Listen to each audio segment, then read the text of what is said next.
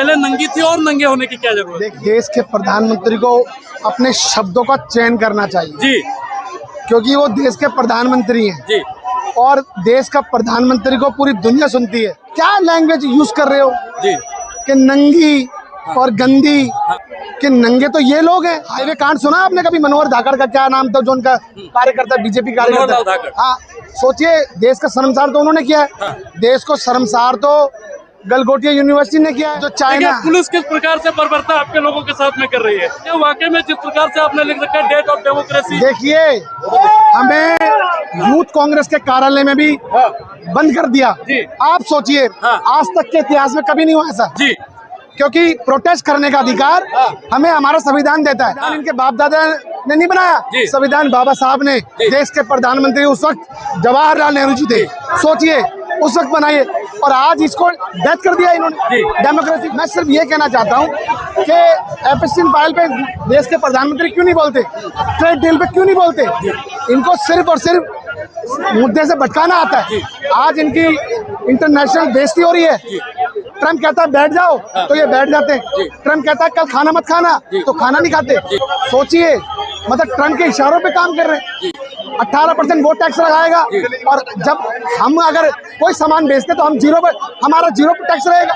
सोचिए कहाँ जा रहा देश। देश के कपड़े इस सरकार ने उतार दिए, पूरे कपड़े थे देश के पास। देश के कपड़े उतारने का काम इस आदमी ने किया है, देश के प्रधानमंत्री ने किया। सुनो, गद्दारी का सर्टिफिकेट ये देंगे हमें?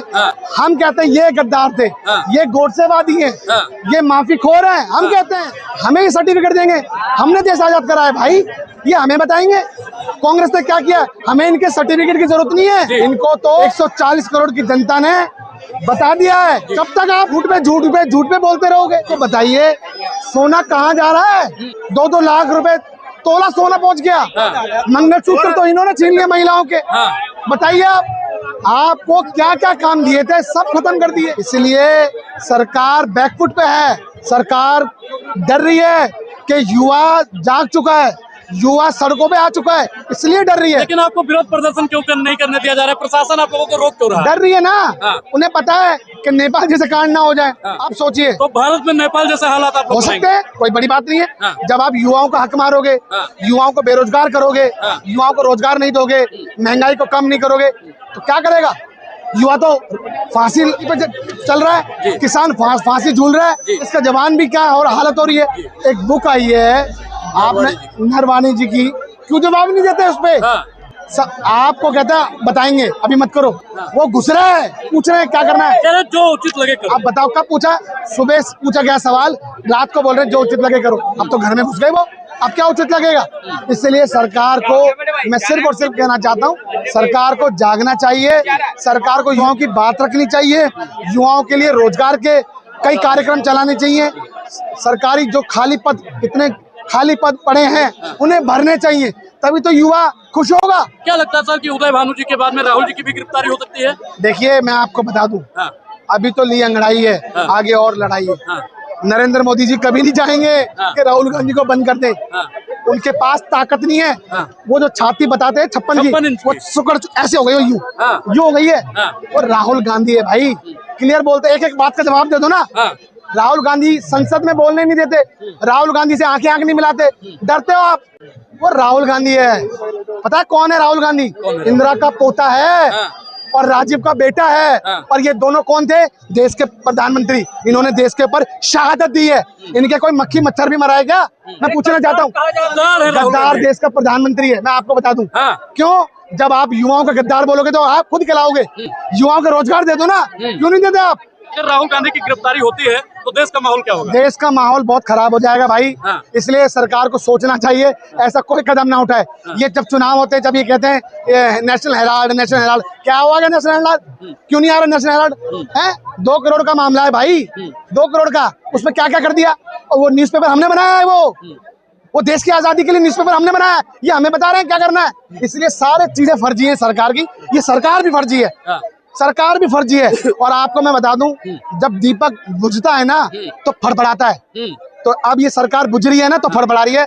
ये कभी भी कुछ भी हो सकता है भाई। सरकार को क्या मैसेज देना चाहिए? सरकार को मैं सिर्फ ये कहना चाहता हूँ कि युवाओं की सुनो, युवाओं के लिए बात करो, और आप जिन गलत चीजों में घुस रहे हो, हैं जो खून पी रहे हो, उन्हें बंद करो, और जो महिला उत्पीड़न के इतने मामले बढ़ रहे हैं, है ना, उन्हें कम करो, और ये जो सोना कहाँ बढ़ रहा है, और ये युवाओं की रोजगार की, ये तमाम जो आपने वादे किए देश के साथ, उन्हें पूरा करो।